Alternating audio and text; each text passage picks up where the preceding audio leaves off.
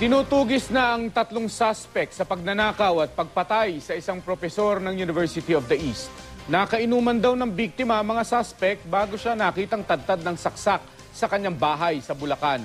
Makibalita tayo kay Dante Perelio. Nakaburol na sa Gapan, Nueva Ecija ang labi ng pinatay na IT professor ng University of the East na si Randy Velayo. Sa pagkamatay ng 48 years old na si Professor Velayo, hustisya ang tanging hiling ng kanyang mga mahal sa buhay. Tadtad ng saksak sa katawan si Velayo nang matagpuan sa kanyang bahay sa Mainland Homes, Barangay Liwas, May Kawayan, Bulacan. Pasado alas 8 ng umaga noong Sabado, nadiskubre ang bangkay ng professor ng dalawang karpintero na nagpunta sa kanyang bahay para sana magtrabaho. Pero wala raw sumasagot sa bahay nito ng kanilang katukin, pati na sa cellphone ng tawagan nila. Nang napansin nila na may bakas ng dugo sa gate ng bahay, dito na kinutuban ng dalawa at nang pwersahan nilang buksan ang pinto ng bahay.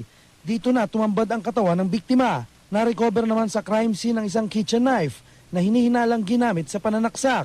Sa inisyal na investigasyon ng mga otoridad, lumalabas na ang tatlong lalaki na naging bisita at nakainuman ng biktima noong Biyernes ng gabi ang sospek sa krimen. Pagnanakaw ang isa sa anggulong tinitingnan ngayon ng mga pulis matapos mapag-alamang nawawala ang singsing, relos, laptop at titulo ng bahay ng biktima. Di naman makapaniwala ang mga kaanak maging kanyang mga estudyante at katrabaho sa sinapit ng biktima. Sa mga gumawa nito sa aming tito, sana po ay makonsensya kayo.